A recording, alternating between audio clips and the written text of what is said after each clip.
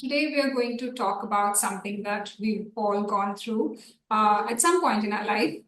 We've all fallen prey to pseudoscience peddled by what I like to call the WTF University, WhatsApp and its ilk. It's a minefield of misinformation on social media, but helping netizens navigate through it all, we have someone like Dr. Manan Vora, our guest for today. Thank you, Dr. Vora, for joining us. Thank you so much for having me. It's a pleasure, and I hope this is an insightful session for everyone. I'm sure Dr. Vora has popped up on your feed or timeline, dispelling a myth that you thought was true. And during the course of the interview, we will ask him to debunk a couple of myths. But the focus of this interview today is his book. His first one, it's called But What Does Science Say? Wherein he does what he does best, that is, debunk myths regarding health and medical science, 101 to be precise.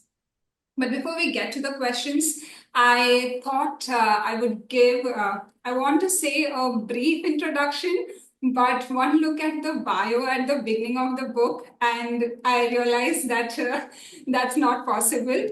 I'll read a bit out of parts of it from the bio just for our viewers. Dr. Vora is a double certified orthopedic surgeon, sports medicine specialist, health and longevity educator, co-founder of NutriBite Wellness, strategic partner and advisor to various health tech startups, and of course, a health influencer with more than 400K followers. That's not all, because as his bio reads, why have one career when you can have five? And he has also won the prestigious Edinburgh Surgery Global Scholar Award from the Royal College of Surgeons, Edinburgh. If you thought he's just all work and no play, let me tell you, his day is incomplete without dedicating 90 minutes to his workout at the gym and another 90 minutes to spending time with loved ones. I mean, talk about work-life balance. And now he has written a book to top it all. So his bio does give fair warning against asking him this question. I cannot help but ask, how do you do it all? Yes, thank you so much for that introduction. This is something that I have, I take a lot of pride in how I manage my time. So I think one thing that works for me is that I have incorporated, be it my own health or spending time with loved ones, or just having relationships, friendships, and different ways of enjoying your day-to-day life. I have incorporated them as actual daily or weekly tasks for that matter. I've actually made them habits. So just how we wake up in the morning, we brush our teeth, we have a bath. Similarly, going to the gym and slash or playing a sport in this on the same day is just part of my routine, because that is what brings me innate happiness and gives me the dopamine rush and the energy to execute the remaining tasks or go about my day, right? So I think everyone has that something. For me, it is exercise, it's sports. So that is something I just find time for, even if it means potential loss of income or potential loss of an odd opportunity, that's okay with me, because this is something that I have made a part of my day. Similarly, I've currently, a father to a 5-month-old baby. So very new for me, this journey of fatherhood. So I've actually cut back on my practicing hours. I've cut back on a few things because I want to be there as, as a parent as much as possible. Of course, I can't match up to the level of hard work commitment that a mother has to go through, but at least be there as much as possible rather than miss out on these moments that I may repent later on. Because I think everyone, or not everyone, but most people keep thinking about that sort of ambition and growth in their 30s. And then when they're in their 40s or 50s and their kids have grown up and they're like, I barely spend time with them, because I was busy building a future for you. And fine, everyone has different responsibilities, but I like to, cut back on those things and try and enjoy the present as well. So this is just a personal thing that I have been fortunate enough to be exposed to and just read a few good things in terms of how I would like to be there as a parent. Of course, I'm not perfect. I'm far from it. There's a lot more sometimes I'd like to do, be it work or personal life, and I'm not able to achieve those things. We only have these many hours a day. And each day is a journey, and I'm happy to be working on that journey and hopefully improving each and every week. But yes, it comes from an inner voice that tells you to do it, and then your ability and will to make it a habit. So most people know you through, social media. So how did that journey begin? Making content online. How and why? Why did you start it in the first place? So it's actually a funny anecdote because I'm an orthopedic surgeon, which means my patients come to me when they get hurt or they fall or they get injured while playing a sport or they have a road accident or they've slipped in the bathroom or so and so, whatever. During COVID, that kind of reduced because everyone was at home. So I wasn't having any work during COVID. During the first COVID wave, I actually did COVID duty. I got COVID 2 times within 14 months. I was hospitalized once as well. So when the second wave came, and there were enough hands on deck by then, I didn't really go for COVID duty. So I found myself with more time than usual because all these patients that would otherwise come if they got out of the home and got injured or fell down or got accidents or played sports, I didn't have those patients. And I saw myself spending a lot more time on social media. I had free time on my hand.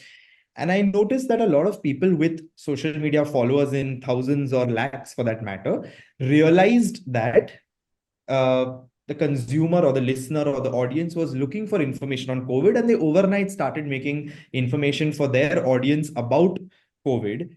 And they were not doctors, they were not health experts at all. And that got me thinking, yaar, ye log kyun health advice de rahe hai? And some of them may even be right. They had done good research and given information. Some of it was a little dodgy information. Do this to avoid COVID, blah, blah, blah. And it got me thinking, why am I not doing it? I have time on my hand. I have always been good at speaking, addressing crowds, public speaking. That comes very naturally to me. I don't really need much effort when it comes to that. So I just took my phone and started making videos, and it kind of resonated pretty well. I got some instant growth, which was very motivating. And since then, there's just been no looking back. So that was the reason I started, because I had more time on my hands. And now it's become such an integral part of my journey because uh, a lot of things that I have achieved have happened because of social media. Whether it's few awards, whether it's all the PR I've got, whether it's writing a book, whether it's starting a nutrition company, whatever it is, it has happened only because of my decision in 2021 end to just pick up the phone and start making videos. Because otherwise, I was going towards a very natural doctor career trajectory where you slowly work with senior doctors, you start your own practice, or you work in a job, and that's how it would be. Whereas my life has taken a very dynamic turn, and for the better, I would say. I'm getting to work with entrepreneurs, with startups. All of this is only possible because I started making content on LinkedIn. A year after that, I started making text-based content. So it's been a completely different journey, and it has only benefited me. So I'm just fortunate for that. Yeah. That's great. So you already have an audience, right? Like there is an audience that you already have. So why write a book then? So I think it got to a point when I started in 21 and 2022, and I had significant growth during that time. In fact, of late, I haven't grown that much. It was more novel and it was more unique for a doctor to come on social media and make information. It was also received much better by people who said that, oh, wow, this is a doctor making information. So let's listen to it. Come to 2023, I think we saw a massive surge of non-health qualified people making health information, and finding a way to go into the algorithm of the audiences and grow very, very fast. Some of them have gone past the followers that I have, and fine, I respect their journey as well. But they were kind of intentionally using techniques to garner attention, or use a little bit of fear mongering where it was not required, or just try to find a way to make a video viral and then kind of sacrifice the kind of information that you should be giving. So they were easily cutting those corners because they didn't really have a credibility to live up to. They didn't have a qualification or a practice to live up to. Like today, if I say something dodgy, I'm worried a patient will judge me and not come to me as their caregiver. But someone else who's not an expert or calling themselves a health expert has nothing to lose. They are just thinking, मेरे कल के video को कितने views मिले, इसको views मिलाने के लिए मैं चलो ये बोलता हूँ, ये आपको कैंसर, ये करने से आपको कैंसर हो सकता है. So it's very easy to pass a statement because that will get their attention and go viral. So when I saw that happening, I was like, what can I do as a doctor? I mean, I can't sit and remix every video and say that this is wrong, this is right, and defame people. That's not something that goes well with me. So I was like, "ठीक है, chalo, this is an idea that I've got." Penguin reached out to me at a similar time, and we had a discussion about let's take 101 of the most debated health topics, and we did our research for that. And let's tell the audience what science says from a doctor's point of view, from someone who's qualified and someone who you should rather be listening to. Again, this is not an anti all the people who did the opposite. It's more of a pro doctor's opinion on what science says. So that was the thought process behind it. We also noticed that it's very easy for a good video to be forgotten in 2 days. Today, an Instagram reel is generally forgotten. Its lifespan is about 48 hours, unless it goes significantly viral. It'll go on for a week. Very few go on for 2, 3 weeks, and then they still die down. So why not create something that outlives me? Because this book, I hope, is very much there and available, because at the end of the day, it's science. It's not really going to, yeah, of course, science can change and be updated in certain aspects, but I would like this book to outlive me. So why not create a masterpiece that stays in print, is available everywhere, and it reaches a point where everyone picks it up and says, "Oh, this should be the final word on these 101 topics, not the video I just saw yesterday." So that was the aim behind it. When did you start writing and how long did it take to write the book? So I started around November 2023. So it took me about 10 months. That was the entire process from start to end. And one reason why it took so long was actually I went through 1,400 research papers to get all this information. It's not my opinion on it. It is my understanding of science. It's my analysis of all these research papers to give you that information. So if you go through the book, in every one of those 101 topics, you will see certain numbers written at the end of sentences.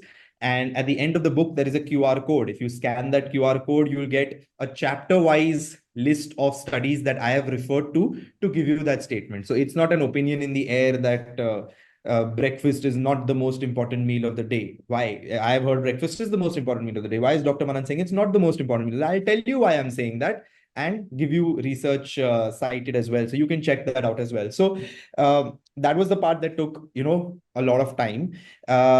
And I also kind of was in the flow after a while. So I didn't want to stretch this to a 1.5, 2 year project, because I feel that would change my writing style as well. It would change the way I perceive things as well. So I took it on as I have to get this done by a date. And I had a 1 year deadline, and I finished it in about 10 months. I was happy with that. What were the challenges you faced when you were writing the book?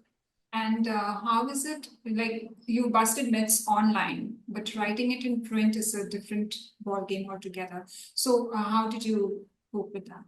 Oh, absolutely. It was a huge challenge because I have never written it like a manuscript ever before, right? So I was actually watching YouTube videos on how to write a book, how to prepare a manuscript, how to prepare a first draft. And I was learning along the journey. I have no shame in admitting that. I actually wrote 5% of the book and shared it with 5 people and took their inputs. I had them like a focus group giving me their feedback. My end product is actually very different from that first 5%. So the two main challenges were, one was that I was addressing the common man who was not science heavy or technical heavy. I didn't want to address medical students or doctors. That was not my aim. I'm pretty sure, having said that, if doctors read this book, there is a lot they will also learn, because it is very different from the theoretical heavy stuff we are taught in medical school. It's very practical oriented from a day-to-day life kind of thing. And we are not taught about those things in medical school, very honestly. So the first thing was to basically in a very polite way say dumb it down. That's not saying that doctors are smart and others are dumb, but I had to use simple language. So that was one thing that I wanted to do. Now this is something that I had done in my videos as well, so it's not like I was alien to the process of making complex things simple. The second challenge was to make it interesting for a reader, rather than okay, इसने ये health article लिखा है, मैंने पढ़ लिया, पर ये तो मैं WebMD पे भी पढ़ सकता हूँ, मैं there are so many sources online that also write articles for the common man. Like you can find these online. It's not unique. So that's where the second challenge was. And I took that on with a little bit of feedback and help to make this a day-to-day incident conversational style format. So what I've done is, for example, my cousin and I were attending a wedding, and we were standing in a buffet line, and we were deciding what to eat. And he looked at something and said he's going for this. And I said, "But why would you go for this?" And he said, "I've heard this is better than this." And I'm like, "But why have you heard that? This is what science says." So the concept has been from a day-to-day incident thing where you come across people, or I was just leaving my house when my neighbor bumped into me and in his hand was so and so. And I asked them, why are you holding this? And they're like, oh, but I've heard organic food is the way to go. So I picked up this because it was organic. But does organic really mean healthy? Or I think you need to know about this because this is what science says. So the idea was to make it a very interesting conversational style storytelling format rather than just ये है health का information, ये सही है ये गलत है, मैंने बोला ये है तो आपको ये फॉलो करना पड़ेगा. So I avoided that and I went in a different direction, and I think the end product is pretty nice. I've got some early feedback which is also promising, so I'm happy that it's gone in that direction. That was the bigger challenge for me. It was not the scientific part, it was the how do we make it interesting for the reader part. Also, I wanted to ask because you come from social media, right? And you know the audience there.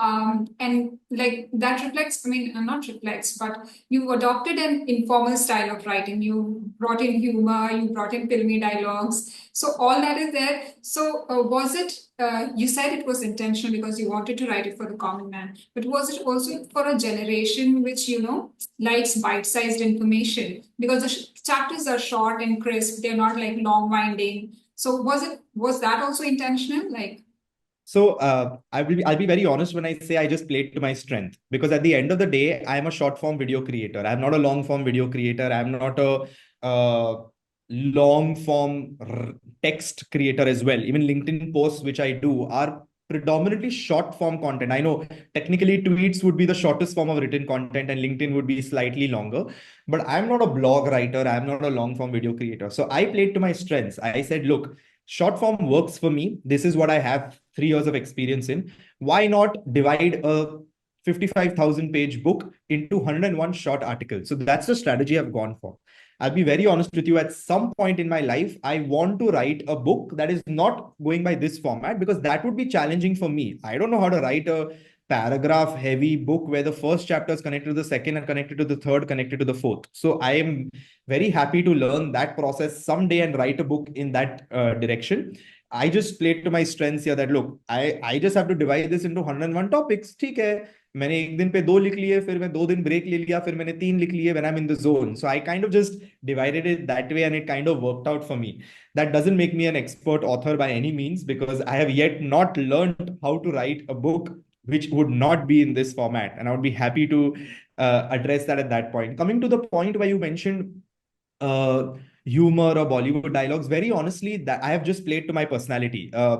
If you've seen my recent videos, I've actually changed my video style to a more serious look. But if you scroll down to my 2021-22 videos, I used to have a lot of Bollywood references. I used to try and add sense of humor and make it infotainment. But of late, I've noticed that people also want serious medical advice. Just give that and move on. Don't waste seconds in giving a joke. So I've changed my strategy of late. But this is who I am as a person. I'm generally someone, again, feels a little odd to say it myself, but I'm known for my sense of humor within friend circles. I'm generally the funniest one, talkative one, kind of controlling the vibe of or the mood of a party or whatever, for the regular reasons, not that kind of party where I'm the one on the dance floor controlling it, not at all. But I just played to my strength. It wasn't an attempt at humor, or it wasn't an attempt at trying to fit into a generation. It just came naturally to me. I would also admit that my humor is also sometimes different and dark, which can't go in a book. So I had to actually dumb my humor down as well to be a very sober kind of humor that could be presented to all ages. So it was fun doing it, but yeah. so I thought the topics that you chose were very apt.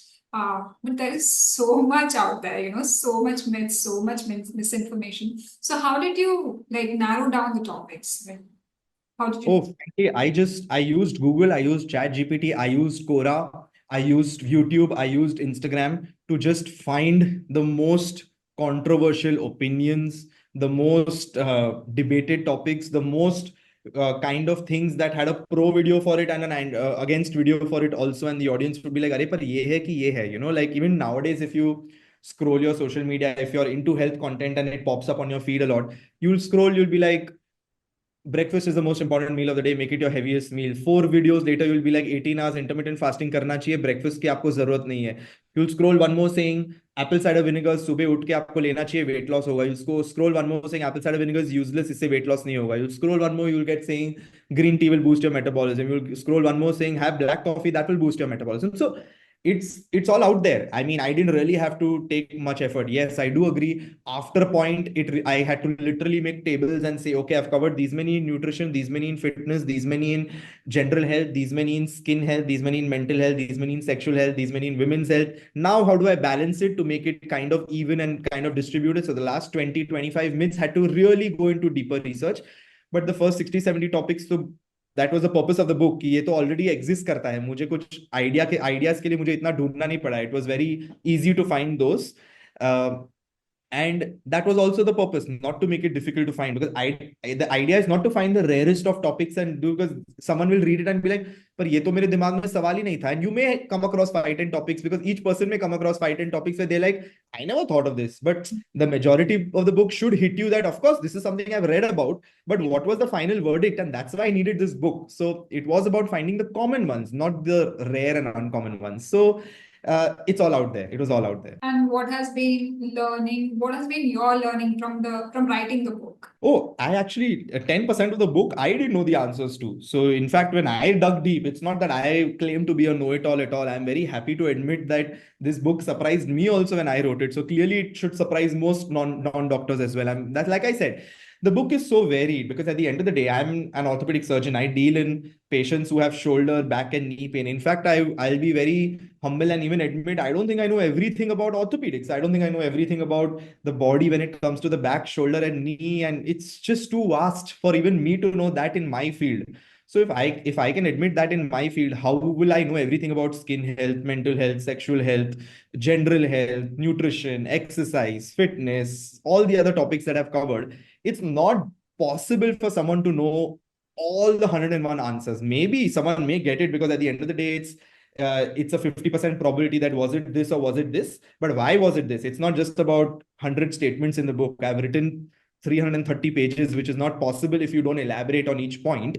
So I learned quite a few things about skin health that I did not know. And these are not things we went through during medical school. There were a few topics about nutrition that also surprised me very, very honestly. So it was an enlightening process to educate myself and then get a book out of it. Why not? What a great journey. So I wanted to ask you one myth that has taken you aback. Like you were like, oh no, like this can't be a myth kind of thing. So I always believed that drinking water is like extremely important for the skin. And I thought everyone just believed that, right? Like, of course, hydration is great for your skin. And then when I dug deep, I got to know that the amount of effect hydration has on your skin, it's still positive. So it's not like a complete negative. It is very, very minimal. And there are so many other factors that come into skin health. Genetics being one of the biggest one of them. But I know people who say मैं इतना litre पानी पीता हूँ या पीती हूँ सिर्फ मेरे skin के लिए, and you're like, that's way too much thought process you've given to just that. So skin health was definitely something that blew my mind. Similarly, even I mean they didn't blow my mind, but similarly, I think things like apple cider vinegar, green tea, people give way too much importance to these things. They think it'll help them. Similarly, with ashwagandha and its effect in men's sexual health performance and those claims, I've busted each and every one of them. If there are so many kids who are justifying vaping and saying that vaping is actually better than smoking and it's safer than smoking, I've busted that, saying that here's the real truth behind vaping. There's so many people who are debating between tea and coffee. They think, हाँ ये तो equally है यार, मैं दिन के 3 cup चाय पीता हूँ, this is also okay.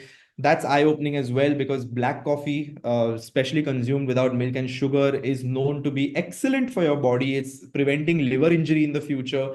So I've ended the debate between tea and coffee as well.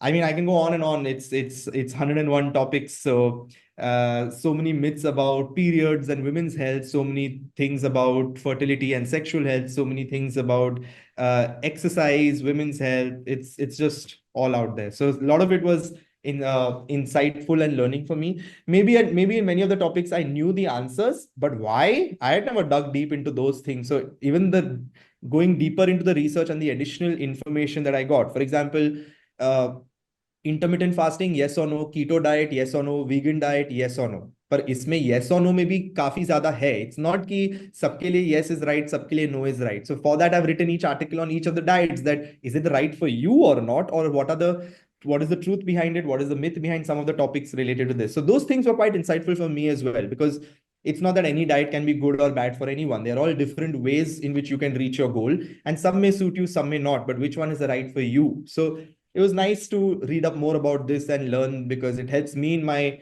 otherwise conversations with people or patients as well. So it was an insightful journey in that sense. Last question, because every one of us is dealing with misinformation, right? So what do you think is a short way of fighting misinformation? Or Well, for the 101 topics, it's my book, so that is sorted for you guys. But on a serious note, look, I think I want everyone out there to, we're living in an age where social media is, you can't escape it. Like very few people today will, especially of a particular age group, very few will say, मेरे पास Instagram या YouTube का account नहीं है, मुझे इसकी जरूरत नहीं है. Because I think while I do agree, people, and at times I'm guilty of spending a lot more time than I should on these platforms. I think I get to learn a lot on these platforms, which help me in life. I mean, this could be anything: health, it could be finance, it could be relationships, it could be used for entertainment, which makes me laugh, which is good for my mental health. It is allowing me to stay in touch with my friends, that keeps me socially, involved in things, which is social health is very good for my mental health also. So there are a lot of pros. I don't think just wasting time and high screen time is a con, and I admit it makes you waste time. It helps you stay distracted, it prevents you from doing things you should do. Those are separate things, but you are going to face social media, so these things are going to pop up on your feed. One thing I want people to do, and this probably applies to a lot of fields, but let's talk about health specifically, is I want everyone to consume information as awareness, not as a decision making tool. And this includes my video as well. I want you to critique my video as well. I want people to watch my videos and say, oh, today Dr. Manan spoke about this. Let me read up more about it. Not today Dr. Manan spoke about this, I'm doing this from today. Because everyone should view health information in that way, rather than in a way that, oh, ye maine viral video dekha, matlab ye sach hai. Because that is not the case. And this is not a doctor versus non-doctor influencer debate or anything, because I have seen non-doctors also put out videos that are absolutely accurate. I have seen doctors also put out videos that are sometimes inaccurate or not as well researched. In fact, I have, in my 3 years of content creation, put 2 videos that when I created, I thought were absolutely great. And when I was pointed out or constructively criticized, I took those down myself, and I put a story saying that maybe I should have read up more about this. This is not how I did it, or the way I said it was not ideal. I mean, I don't think it was a myth versus fact grave error where I made itna bada, but एक दो line मैंने ऐसे बोल दी जो on deeper thought, when someone provoked me or made me read or showed me a link, I took the video down and said it. So it can happen. It's not that it's impossible. So I want people to view health information from an awareness point of view, not from a decision-making point of view. And I want everyone to view any video or any information or any WhatsApp message, because WhatsApp is itna rampant hota hai health information. And the only question that should come in their mind when they read is, but what does science say? So that on that justifies note, that. thank you so much, Dr. Manan.